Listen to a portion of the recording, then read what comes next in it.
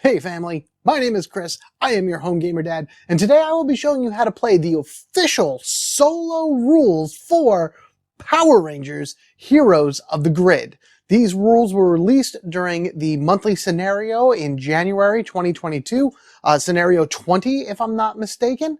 Link to that will actually be down in the description below.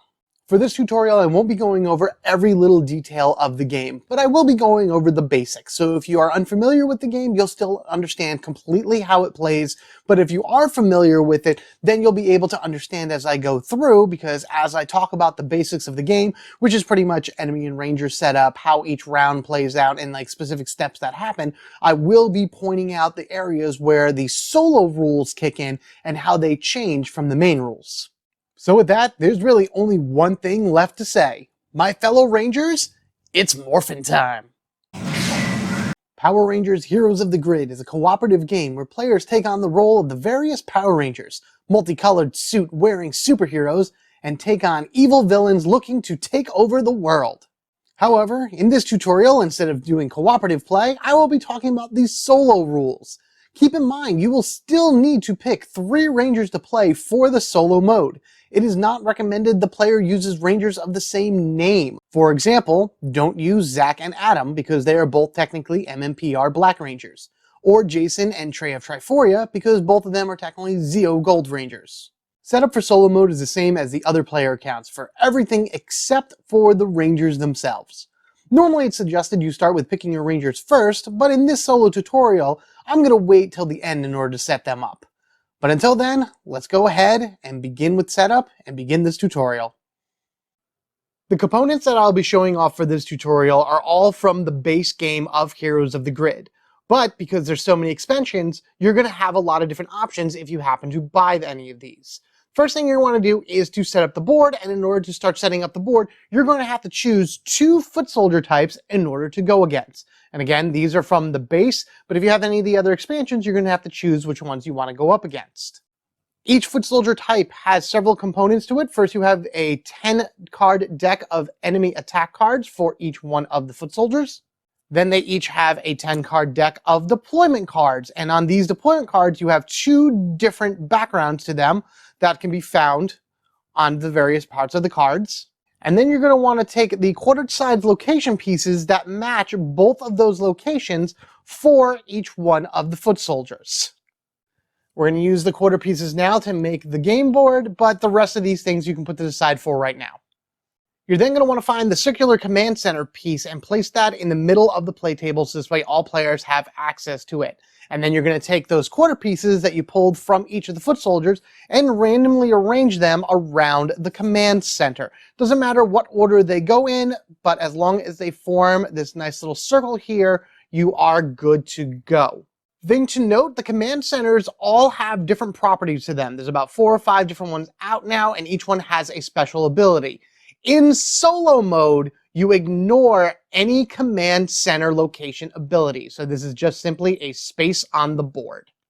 Next, we're going to make the deployment deck. You're going to take the 2 stacks of foot soldiers deployment cards, 10 each, and you're going to mix them up and shuffle them together. After you give them a good shuffle, you're going to go ahead and then place them into 4 face-down piles. So from left to right, we'll just call this pile A, B, C, and D, and you're just going to go through the deck and place 1 on each pile, like so. Should match up exactly. For pile A, you're not going to be adding anything extra to it, so just leave that alone. For pile B and C, you're going to be adding 2 monster cards to these decks. Monster cards are found with this background to them, and they can be chosen at random, or you could choose whatever ones that you want from the expansions that you have. What you'd want to do is you take 2 of them, and then you would shuffle them together the best you could, place 1 on each one of the decks, and then shuffle it into the deck so it appears at a random spot.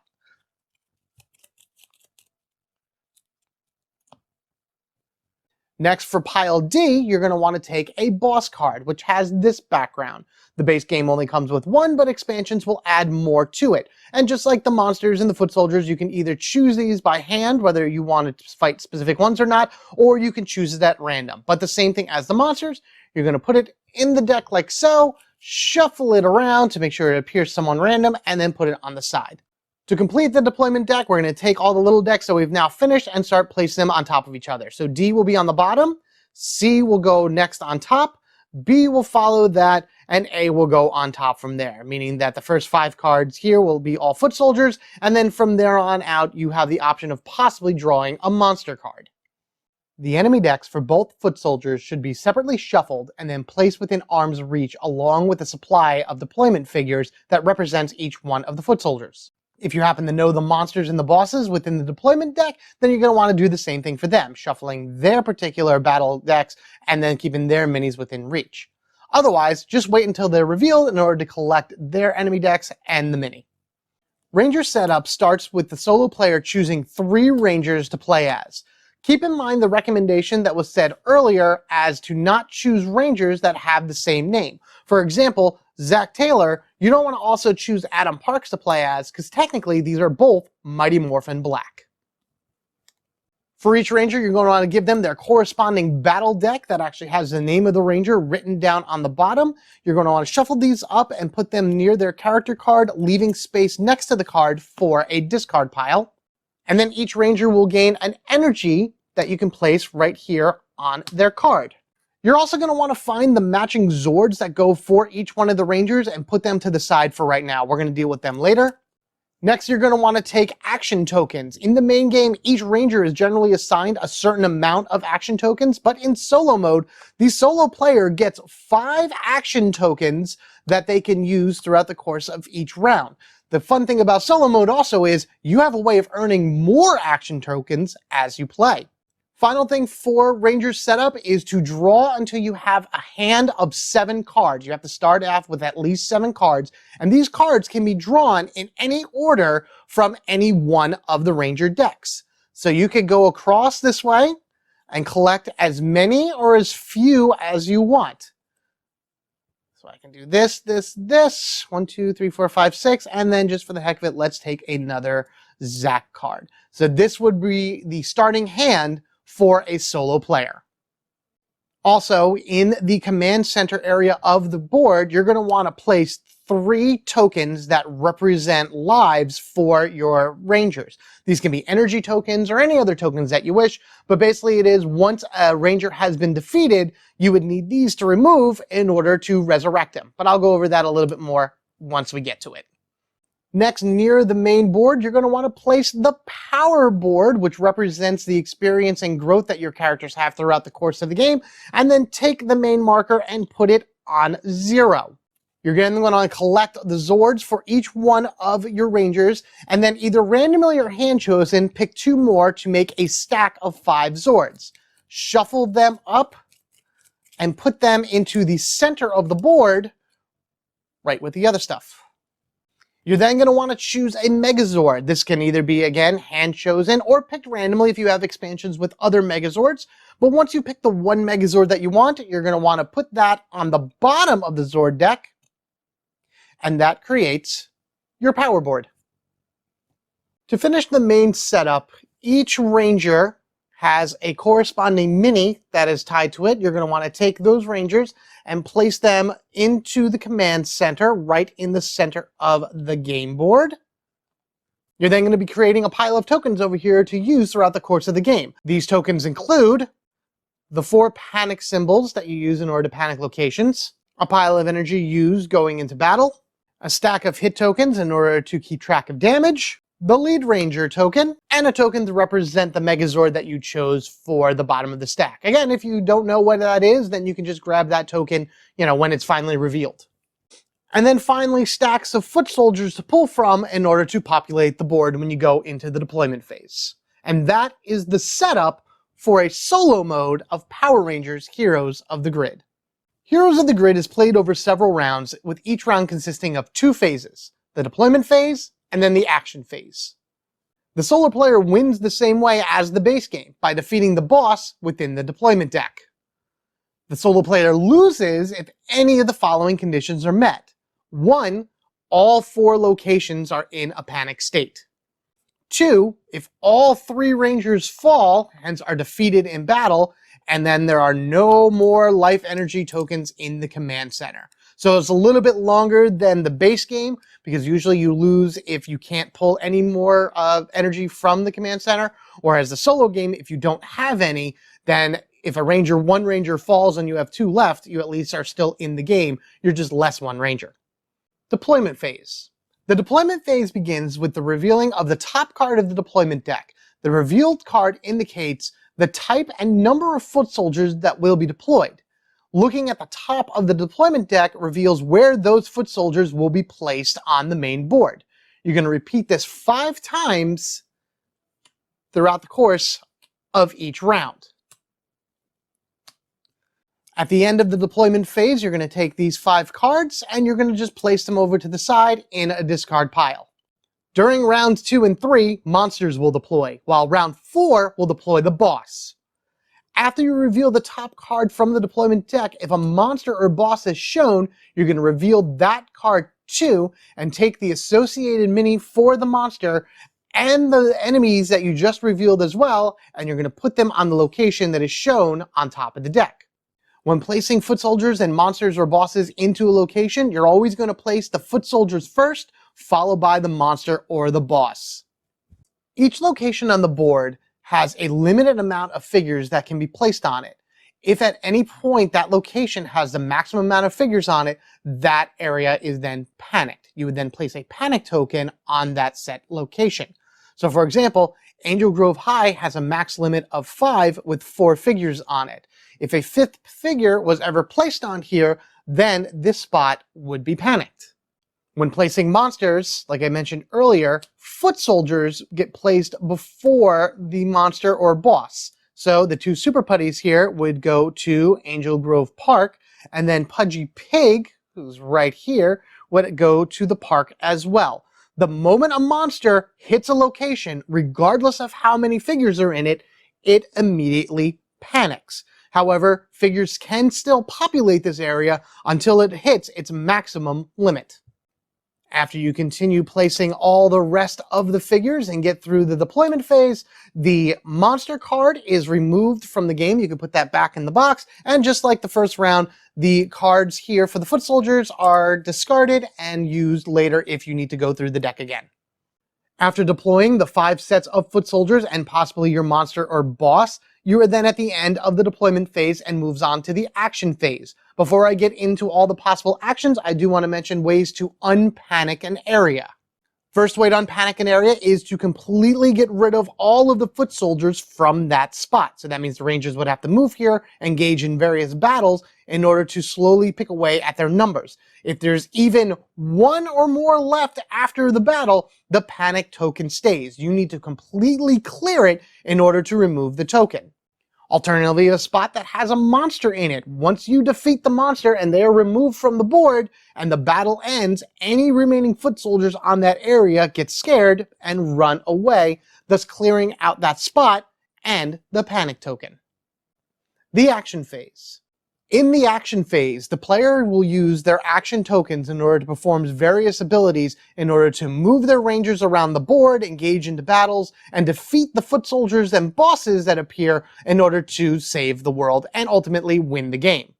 Each action token grants 1 action, and in solo player mode, the actions are as follows. Keep in mind, these may differ from the standard rules with multiple players. Action 1, move. Flip an action token to its inactive side in order to move all 3 rangers to any location on the board. Remember, the rangers will always move as a single unit. Action 2, recover. Flip an action token in order to use the solo mode version of recover. Normally in a standard mode, this will allow a single ranger in order to shuffle back up to 6 shields worth of cards back into their main deck. But for solo mode, you get to do that with 2 different rangers. So it has to be 2 different rangers. Each one would get 6 shields worth of cards shuffled in. You can't do 1 ranger for 12 shields. In addition to that, the ranger that you chose to shuffle in the shields to their main deck, if they do not have an energy token on their card, then they earn 1 to their own personal pool of energy. Remember, each ranger can only hold 1 energy at any given time.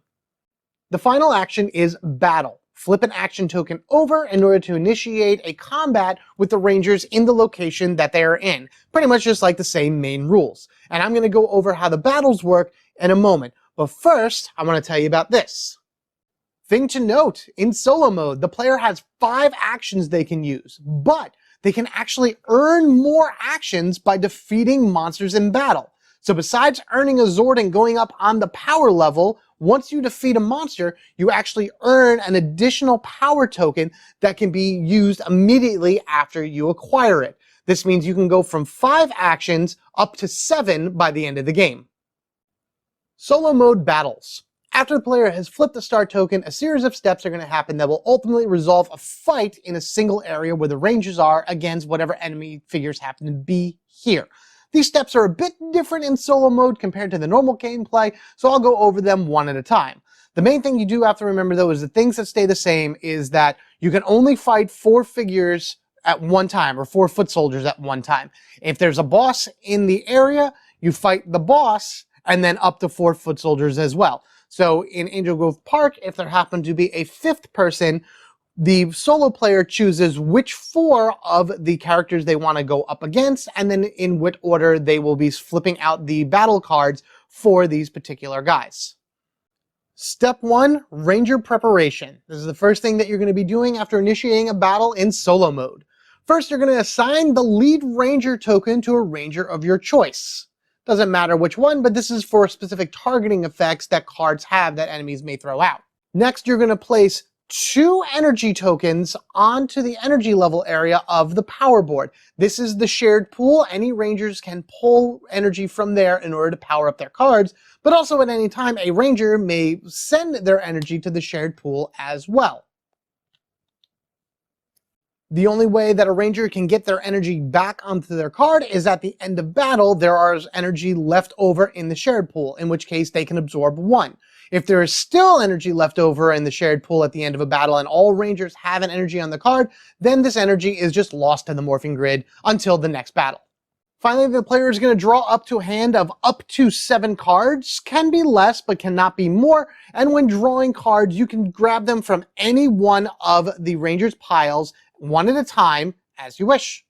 Step 2, Enemy Preparation. This board that I have here, I got from a promo pack from Renegade. You can find that on their website. You do not need this board, but it is a good way to have some type of visual representation about where the cards are going to go on the field.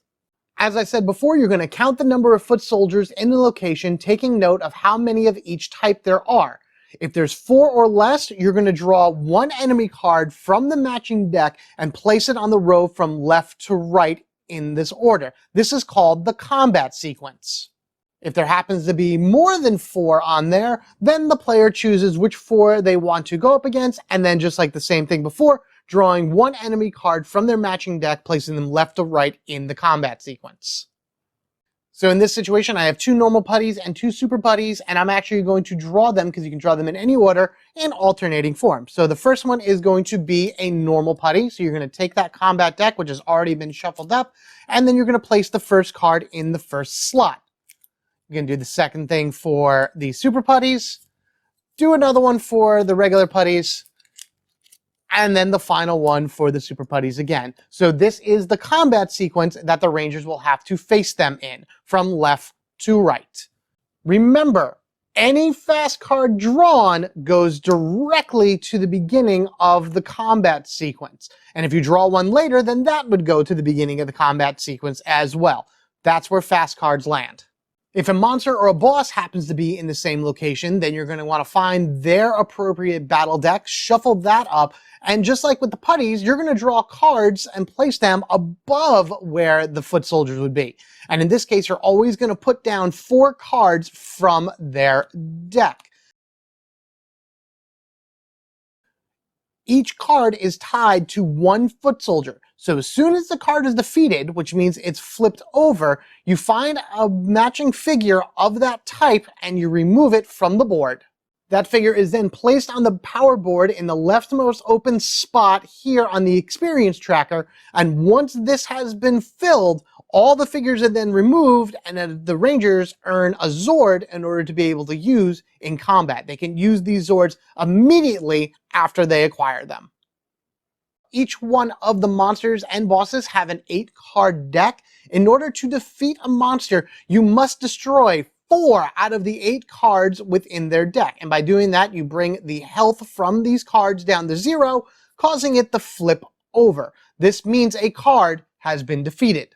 Once all 4 cards have been defeated and the battle has ended, so you have to go all the way to the end of the line, the monster is then removed from the board and any remaining foot soldiers here run away. The Rangers automatically gain a Zord from the supply and the power level goes up by 1, and because this is solo mode, they gain an additional action token that they can immediately use. Bosses, like Rita here, are more powerful than monsters. So in order to defeat them, you would have to defeat 6 of their cards within their deck instead of just 4. Meaning at the very minimum, you'll have to fight a boss twice in order to defeat it. But once you defeat the boss, you have won the game. So how do you go about defeating cards and winning the day? Step 3, Ranger and Enemy Turns. The Rangers and the enemies take alternating turns. Usually the Rangers go first unless there is a fast card on the board, in which case the Rangers lose their first turn, the enemy goes, and then the Ranger goes again. So if you look at something like this, think of it as every space in between cards, both in the beginning and the end, is a Ranger turn. So it'd be the Rangers, monster, Rangers, monster, etc., etc., etc., straight down the board. When an enemy attacks, they resolve the text that is written on the bottom of their card, and once all the damage has been dealt or any special abilities has happened, they are then turned sideways. This means this enemy has acted and will no longer act, but this can still be targeted for attacks from the Rangers in order to defeat it and remove the figure from that location. Certain moves like passive actually have no actual attack or abilities or whatever to them, so when it's the enemy's turn in that case, it simply just turns sideways and the Rangers go again. Kind of a way of getting a free turn out of it, but that effect of the card is still in play as long as it's face up. As soon as it's defeated and flipped face down, any abilities from that card are completely negated. When it's the Ranger's turn, the player chooses 1 card from their hand in order to play, paying the appropriate energy cost listed above. Once a card is played, you then follow the directions down on the bottom, rolling dice or anything else like that in order to be able to deal as much damage to an enemy as possible. If damage dealt to an enemy is less than what's listed on their health, then they will use these hit tokens in order to represent damage from there. So you -1 for every hit token on it. When the hit tokens meet the exact health, then the card is officially defeated. In solo mode, the battles do work a little bit different. First is whenever a card effect refers to another Ranger or you, it's based on the Ranger that is playing the card. For example, with Jason here, Team Tactics, gain 1 energy, another Ranger of your choice may immediately play 1 card. You can play this, but that means out of your hand, you cannot play another Jason card. Another Ranger means any other card in your hand that is not Jason. So in this case, it would be either Zach or Kimberly. I can choose any one of these cards then to play.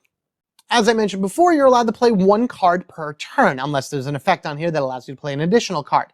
But after playing this card, it not only goes to the discard pile of the Ranger that it belongs to, so in this case, Mighty Morphin Red, Jason in this particular game, but you're then able to draw 1 card immediately. Like, you can't do it otherwise. Like, this goes to a discard pile, then you may draw 1 card from another Ranger's combat deck. Keep in mind, this does apply to things like Team Tactics. So you'd play Team Tactics, which would allow another Ranger to play a card. I would then play a card from Zach. So then after all this is done, I could then draw only one card from Kimberly's deck, because she's the only other Ranger that hasn't been a part of this attack. When a Ranger takes damage, they reveal the top card of their combat deck and compare the number of shields shown to the amount of damage that they will be taking. If the shield number is greater than the damage received, then the card is placed on the bottom of the Ranger's deck and play continues. If the shield number is equal to the amount of damage received, then the card is simply discarded, and again, play continues. If the amount of shields is lower than the incoming damage, for example here say Zach was taking 4 damage, then the 3 shield card here would go to the discard pile, meaning 1 damage is still coming, so now he would have to again draw another card in order to deal with that damage. At least with here, it is a 2 shield, so it would only absorb 1, leaving a greater number than damage received, so only this 2 shield card would go to the bottom of his deck. The Sweeping Strike 3 shield one would stay in his discard pile. I'm going to go over a few quick examples here about how damage is dealt in solo mode. Pudgy Pig's Butter Knife Cutter deal 3 damage to 2 different rangers. That means that I would have to choose 2 of the 3 rangers here in order to take 3 damage, flipping the cards over as explained, blocking all that damage. In addition here, Salad Fork Stab says deal 4 damage to the ranger with the most cards in their hand. The solo player would look at their hand and count how many of the individual ranger cards they have. If there's a tie, then they get to choose which one goes to it. But that's how that card chooses its target. There are many other examples like that, but I just wanted to bring those 2 to your attention because you'll probably see stuff at least like this dealing multiple damage quite often throughout the course of the games. A ranger is defeated when their combat deck is completely empty at the end of the ranger's turn, or if they need to draw a card for defense and they cannot draw one. I'll go over what it means to be defeated a little bit later, but that's generally the conditions that are met to defeat a ranger. In solo mode, if a ranger is defeated in battle, they do not move to the command center. Instead, all rangers stay in the location that they are in, and then the player discards all cards of the defeated ranger from their hand to that ranger's discard pile, and then removes a token from the command center. The solo player then cannot draw any more cards from the defeated ranger for the remainder of that battle, obviously because he's defeated and all the cards are in their discard pile. At the end of the battle, any defeated ranger will have 1 of these life tokens removed from the command center, and then they are performed a power-up action, in which case their deck is shuffled, placed back up here. If their card does not have an energy token on it, then they can then add an energy token to it, thus powering them up that way. And then the player may then start drawing cards from this deck once again. Once all of the energy tokens are here, a ranger may not be revived in battle, and keep in mind, once all rangers have been defeated and there are no more energy tokens left in the command center, that is when the solo player loses. Step 4 of a battle phase is the cleanup phase. For all enemy foot soldiers, regardless if they were defeated or not, as mentioned before, their cards get shuffled back into their main decks for use in future battles. For monsters, any cards that were defeated are immediately removed from the game, and only the face-up ones are put back into their deck for another fight. If the monster happened to have all 4 cards defeated, or you have an amount of cards defeated equal or greater than 4, then the monster is officially defeated and removed from the game along with all of their combat cards. This also causes any additional foot soldiers in the area to run away, and thus unpanicking an area. For the solo player and their rangers, check the shared energy pool. If any non-defeated ranger does not have a stored energy on their card and there are stored energies still left in the shared pool, then that ranger can absorb it to their card. If there's any additional left, then it's lost. If there are none and a ranger doesn't have an energy, then unfortunately they do not get anything. After the cleanup phase of the battle has been completed, the solo player then continues to use all of their actions until they do not have any left. You can also use any Zords that they acquired by turning them sideways and activating their abilities, whether it be during battle or after battle or in the middle of battle, but only on the Ranger phase, which is still happening right now. Once all of their tokens have been used and the solo player has no more actions, then it goes back to the beginning of the deployment phase. All of their action tokens are refreshed, and then you go back to the deployment deck, dealing out 5 more until eventually revealing the boss, placing them on the field, and then having the Rangers go and defeat them. So this could happen over many rounds, but usually only lasts about 4. And that's how you play the solo mode of Power Rangers Heroes of the Grid, established in the monthly scenario number 20 in January 2022. And yeah, that's pretty much how it goes. Now, there is so much more to this game that I didn't even get close to going over, but I do have things in order for you to go ahead and watch if you want to learn more. First, I have my team breakdowns, where I go over individual members of specific Power Ranger teams, talk about their special abilities, their Zords, go over their cards and everything, and from there, I'm able to give more detail about certain keywords and certain abilities that they have in order to be able to answer any questions you might have about a Ranger you are playing as. Second, there will be, or maybe there currently is whenever you watch this, depending on how it is, I will be doing playthroughs of the solo mode for Power Rangers Heroes of the Grid using the teams that I talk about in my team breakdown. And again, going over that, you'll be able to see me explain keywords and rules and other things like that from the foot soldiers, from the monsters, and from the bosses. So if you still have any questions about anything like that, you'll be able to watch my solo playthrough. Maybe I'll answer it there, or you can just ask me here in the comments below or on one of those videos, whatever works. My fellow Rangers, you guys are so awesome and so amazing. Thank you so much for all the support and love you give these videos and everything that you guys have to offer. You guys are amazing. You are what keep me going and what really helped me put all my heart and soul into these videos and really show you the love I have personally for such things like Power Rangers. So, with that said, take care of yourselves, take care of each other. We are family forever, gaming together. And as long as we are connected through the Morphin grid, which we always are, we will be able to join forces and save the world. Until next time, guys, you have a good one, and I'll see you later. Take care, guys.